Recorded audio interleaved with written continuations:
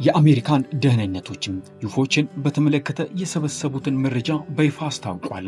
ምንነታቸው ያልታወቁ በራሪ አካላት በእንግሊዝኛው አንዲፋይንድ ፍላይንግ ኦብጀክት ወይም ዩፎችን በተመለከተ አሜሪካን በ50 ዓመታት ለመጀመሪያ ጊዜ ለህዝብ ክፍት የሆነ የምክር ቤት ውይይት ማካሄዳለች። ዩፎች ታይተው እንደሆነ እንዲያጣሩ ሁለት ከፍተኛ ወታደራዊ ባለስልጣኖች ኃላፊነት ተሰጥቷቸውም ነበር።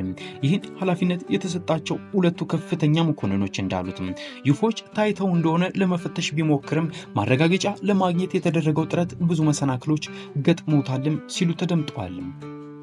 ህዝብ በቀጥታ እንዲከታተለው ክፍት የተደረገው የምክር ቤት ውይይትም ስለ ዩፎች ለሚነሱ ጥያቄዎች ይህ ነው ሊባል የሚችል ተጨባጭ መልስም አልሰጠም። ንግግር ያደረጉት ሁለቱ የአሜሪካ መኮንኖች ዩፎችን በአውሮፕላን ለመቃኘት የተደረገው ጥረት 11 ጊዜም ጫፍ ደርሶ ነበርም ሲሉ ተደምጠዋል። በምክር ቤቱ የአሜሪካን የጸረ ሽብር ኃይል ወኪል፣ የደህንነት ክፍል ወኪል እንዲሁም የፔንታገን ስለላ አመራር ሮናልድ ሞልቴር ተገኝተውም ነበር። ጥልቅ ምርምር ከተደረገ ዩፎችን እንቅስቃሴ ሙሉ ለሙሉ ባይሆንም መቃኘት እንደሚቻል የሚጠቁም መረጃም ሰጥተዋል። ማንኛውም የሚናየው ቁስ ሊለይ ሊጠና ይችላል፣ አስፈላጊ ሆኖ ከተገኘም ይወገዳል ብለዋል ሮናልድ ሞልቴር። ከዚህ ቀደም ይህ ነው ሊባል የሚችል ማብራሪያ የሌላቸው ክስተቶችም አጋጥመውም ነበር። ለምሳሌ እንደ አውሮፓውያን አቆጣጠር በ2004 ላይ የአሜሪካን ተዋጊ አውሮፕላኖች አብራሪዎችም ፓሲፊክ አካባቢ ሰማይ ላይ ያዩት ነገር ተጠቃሽ ነው። አብራሪዎቹ ሲናገሩ በራሪ አካሉ በ10 ሺዎች የሚቆጠር ጫማ ዝቅ ካለ ቆሞ ተሽከርክሯልም ሲሉ ተናግረዋል። ሌላኛው ክስተት ለመጀመሪያ ጊዜ ለህዝብ ይፋ የተደረገው በምክር ቤቱ ውይይት ወቅትም ነበር። ንብረትነታቸው የአሜሪካን የባህር ኃይል የሆኑ ተዋጊ ጀቶችም አንዳቸው በረራ አልፎ ሲበሩም ታይቷል። ይህ ቁስ ምን እንደሆነ ግን አልታወቅም። የባህር ኃይል ደህንነት ምክትል ኃላፊ ስኮት ብሬን አሁን ባለን መረጃ ልናብራራላችሁ የማንችለው የተወሰኑ ክስተቶች አሉ፣ እኛ ማወቅ የምንፈልገው እነዚህ ነው ብለዋል። ምንነታቸው ያልታወቁ በራሪ አካላት ከምድራችን ውጪ ካሉ ዓለሞችም ወይም ኤክስትራ ቴሪቶሪያል አሊያንስ እየመጡ ሊሆኑ ይችላሉ የሚለው በተመለከተ ጥርጣሬ እንዳላቸው ተናግረዋል። ከሌሎች ዓለሞች እየመጡ ተፈጥሯዊ ይሁን ኢተፈጥሯዊ የሆኑ ባህር ያላቸው ያልታወቁ ቁሶች ከዚህ ቀደም እንዳልተገኙ በማስረጃነትም ጠቅሰዋል። ከነዚህ ቁሶች ጋርም ግንኙነት ለመፍጠር ተሞክሮ እንደማያውቅም አስረድተዋል።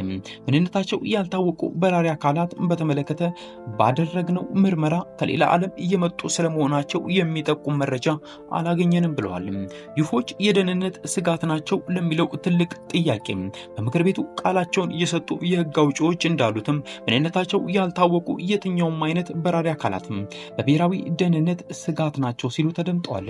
የሪፐብሊካን ፓርቲ አባል ሪክ ክሮናልድ ለደህንነት አስጊ ስለሆኑ ቁስ ዝርዝር መረጃ አለመኖሩ አስጊ ስለሆኑ መፍትሄ ያሻል ሲሉ አቋማቸውንም ገልጸዋል። የባህር ኃይል ደህንነት ምክትል ኃላፊ ስኮት ብሬን እንዳሉትም ምንነታቸው ያልታወቁ በራሪ አካላት መፍጠር የሚችሉት ቴክኖሎጂ ያላቸው ሀገሮች ስለመኖራቸው አሜሪካን አታውቅም ሲሉ ተናግረዋል። ታዲያ ዩፎች ለምን አነጋጋሪ ሆኑ? በሰማይ የሚታዩ ብርሃን አመንጪ በራሪ አካላት በተመለከተ ለዓመታት ጥያቄዎች ተሰምተዋል። በርካቶች በዝርዝር ማወቅ ከሚፈልጓቸው ጉዳዮችም አንዱ ነው። አሜሪካን ውስጥ ለህዝብ ይፋ የሆነው የምክር ቤት ውይይት ለመጨረሻ ጊዜ በተካሄደው በ1966 ነበር። በወቅቱ የያኔው የሪፐብሊካን ፓርቲ አባል ኋላ ላይ ፕሬዚዳንት ጄራልድ ፎርድ ስለ ዩፎች በይፋ ውይይት እንዲደረግ አስችለውም ነበር። ይህ የውይይት የተካሄደው ሚሽጋን ውስጥ ፖሊሶችን ጨምሮ ከ40 በላይ ሰዎች ምንነታቸው ያልታወቁ በራሪ አካላት ማየታቸውን ተከትሎም ነበር።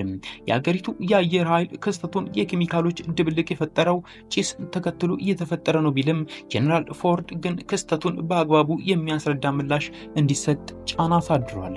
በ1969 የአየር ኃይል የተካሄደው ብሉ ቦክ የተባለው ምርመራ ምንነታቸው ያልታወቁ በራሪ አካላት የአሜሪካን ብሔራዊ ደህንነት አስጊ አይደሉም ሲል ደምድሟል። ታዲያ በ2017 ግን ጉዳዩ ዳግመኛ ለውይይት ተከፈተ።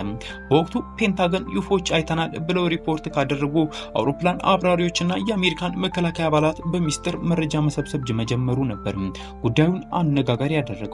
ዩፎችን የሚያሳዩ ተንቀሳቃሽ ምስሎች በሪፖርቱ ተካተዋል።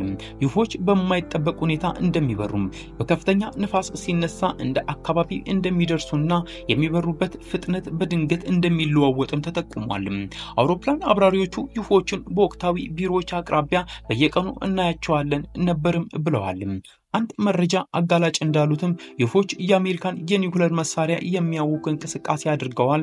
ይህም መሳሪያዎቹን ከኢንተርኔት ትስስር ማስወጣትን ያካትታልም ሲሉ ተደምጠዋል።